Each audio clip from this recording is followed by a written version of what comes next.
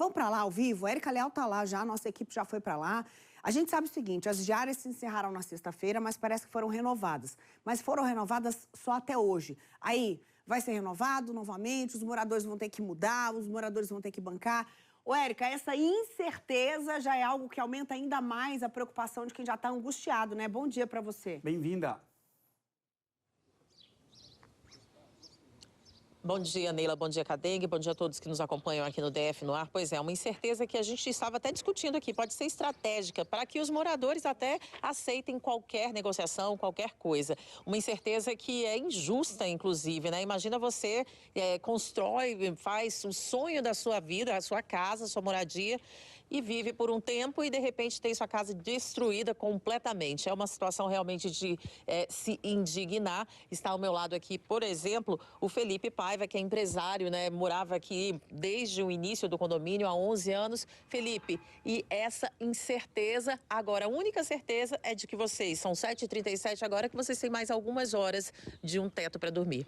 Exatamente, a gente fica nessa incerteza aí e a gente não sabe o que fazer. A gente fala com o Dr. Ivan, o Dr. Ivan fala com o pessoal da Bela Mares e eles não dão uma resposta concreta pra gente, né? E a gente sente saudade da nossa casa, a gente sente saudade do nosso lar. Tá em hotel, tá em casa dos outros, não é a mesma coisa, né? Com certeza não. E tem várias situações aqui, né? Tem pessoas idosas, pessoas que estavam fazendo tratamento de saúde. A situação tá complicada. Tá difícil. Principalmente os moradores estão tendo problemas psicológicos, né? Muita gente aí com ataque de ansiedade, ataque de pânico já por conta de tudo. Crianças também, por exemplo, do meu vizinho ali, imunossuprimido, estando na casa dos outros, né? E é muito difícil. O bom mesmo é o nosso lar.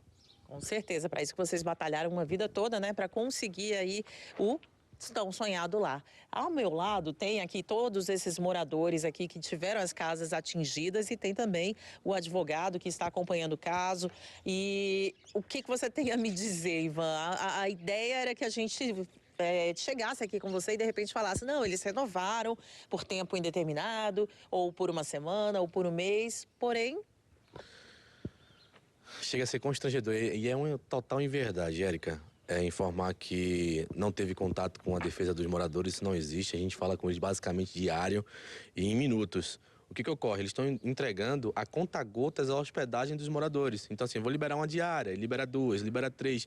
Isso, num ponto de vista estratégico jurídico, isso é uma forma de forçá-los a aceitar algum tipo de acordo que não seria benéfico para eles. Quem está fora do seu lar é eles, não é ninguém da construtora. E eles não pediram para estar nesse estado. E após a reportagem de vocês da sexta-feira, eles renovaram a hospedagem às 7 horas da noite, sendo que a hospedagem, todo mundo sabe, o check-out é meio-dia. E de meio-dia até 7 horas da noite, eles ficaram ali pelo hall do hotel, transitando, falando comigo. Doutor Ivan, o que a gente vai fazer? Calma, eu tô tentando falar com eles. E depois da reportagem de vocês, eles renovaram para hoje, meio-dia. Então, eles sabem que até hoje, meio-dia, tem um lugar para ficar. Apenas isso. Salvo informar. A alimentação deles, desde quarta-feira, que não recebem. Quer dizer, uma situação completamente... Falta até palavras, né? Falta até palavras, Neila. É realmente um absurdo, né? A gente que não entende muito da legislação, Jéssica, queria saber do advogado o seguinte, a empresa pode fazer isso? Ela pode obrigar que as pessoas arquem do próprio bolso? Isso cabe algum tipo de indenização moral, né? Porque às vezes as pessoas não têm e elas precisam recorrer. Inclusive, na reportagem falaram que não estão resolvendo porque não conseguiram contato com o advogado. O advogado está aqui dando explicações e trazendo a resposta. Quero saber o seguinte, se a empresa pode fazer esse tipo de coisa, fazer com que os próprios moradores arquem com os custos até que ela se resolva. Certo, Neila. Neila está perguntando, o doutor Ivan, se a empresa pode forçar os moradores a arcarem com o próprio custo enquanto a situação se resolve. Na verdade, esse foi o inicial, né? Eles não puderam forçar, eles tentaram forçar. Eles pediram para que eles fizessem os pagamentos e depois iam reembolsar. O que ocorre? Tem muita gente que não estava... Ninguém está preparado para esse tipo de tragédia, essa é a verdade. E aí foi quando a gente chegou, a gente notificou eles no primeiro dia e falou, peraí, não tem como custear um problema causado por vocês. E aí sim, eles começaram a custear e pagar a hospedagem e a alimentação do pessoal. Mas o intuito inicial era que eles pagassem e depois eles iam reembolsar de alguma forma. Se está difícil pagar já de forma antecipada, imagina reembolsar. Exatamente. Vamos chegar um pouquinho para cá, porque né, a gente está aqui no meio da rua, no condomínio, até para mostrar a situação das casas, né? São 11 casas interditadas, porém outras já foram afetadas também. No total aqui são 29 casas nessa rua e todas praticamente estão comprometidas. E um ponto que a Neila tocou lá no estúdio é que parece que para a construtora aí o senhor estaria, né, dando um perdido, como se diz. Alegaram que o advogado das partes não estava em contato com a construtora. Na verdade, Neila, isso é tão absurdo que eu acho que foi vocês que descobriram e me pediram para vir aqui de volta a reportagem, não foi os moradores não. Porque não faz um pingo de sentido, isso é até difícil de falar de total, de uma inverdade dessa, não tenho nem o que responder. Eu recebi uma mensagem na hora exata que vocês estavam tendo uma reportagem aqui na sexta-feira, no intuito de dizer que o problema da causa seria da defesa, que não estava reparando e nem hospedando esse pessoal. E eu respondi de forma imediata, questão de minutos. Informou que isso não procede com a realidade, muito pelo contrário. Querem forçar aos moradores a receberem 2 meses de aluguel, que daria um custo de R$3.000, sem levar nenhum imóvel e dormir no chão, basicamente, porque não tem o que levar. Está interditado pela Defesa Civil, então não faz sentido. A gente tem imagens, né, imagens essas inéditas, que não passaram em lugar nenhum. Imagens que mostram a situação, como é que foi feita essa construção. Como eu estava falando aqui agora há pouco, Neila Cadengue, a impressão que dá quando a gente lê sobre a informação, quando a gente não vê essas imagens, uma obra ao lado, a trepidação da obra, o maquinário teria rachado uma casa ou outra, que talvez teria sido mal construída.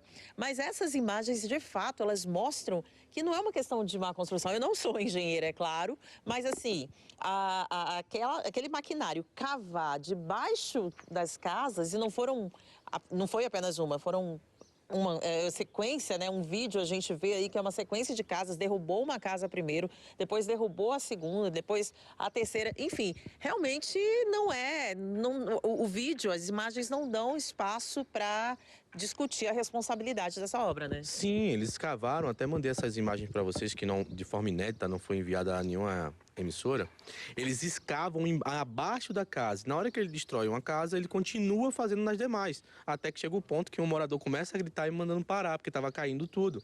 Então, a negligência é tanta que quando chega a Defesa Civil, não tem nenhum responsável pela obra. Existia só apenas os trabalhadores, mas não tem nenhum engenheiro técnico, não tinha ninguém para atestar ali se de forma estava fazendo certo. E eles escavam não ao lado, é abaixo da casa. Então, mostrando total imperícia em construção. A gente vai conversar agora com a Amanda, que está aqui entre os moradores também. Amanda, me conta, como é que está a situação para você? Tá terrível. Sexta-feira eu fiquei no hotel a tarde inteira esperando uma resolução, né? De onde eu ia dormir, porque eu não tenho família aqui no Valparaíso, então eu não tinha para onde ir. E custear isso do meu bolso é complicado, porque a gente já está sem alimentação desde quarta-feira. Então, pagar hotel para o final de semana fica muito pesado. Eu trabalho autônomo, então é bem complicado. Então, assim, tá um pesadelo, estou vivendo um pesadelo. E essa falta de comunicação da construtora, essa falta de determinação em resolver a situação, né, que está meio óbvia? Parece que eles não querem resolver, né? Essa é a verdade. Parece que eles não querem resolver, estão deixando que a gente se vire. Essa é a impressão que passa. Você, pergunta irônica, tá?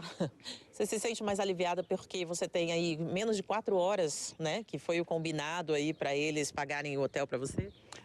Não fico aliviada. Já vai me dando um desespero, porque daqui a pouco eu tenho que juntar minhas coisas e eu vou para onde novamente? Então parece que começa o mesmo pesadelo de sexta-feira. Tá certo, Amanda. Muito obrigada. Obrigada a vocês, moradores aí dessa situação. Obrigada, advogados. É isso, Neila. É isso, Cadengue. Uma situação bem desumana, né? Olha, o mais importante a se fazer agora, claro, paralisar a obra, que acredito que esteja paralisada, que não é possível que a obra siga com tudo isso aí, e talvez bloquear os bens da empresa para garantir que esse dinheiro vai chegar para as pessoas. Ninguém tem que tirar do próprio bolso para arcar, porque tem gente que não tem reserva. Então, é complicada a situação, mas ela tem que ser resolvida de forma emergencial, não tem que esperar para resolver quando a situação...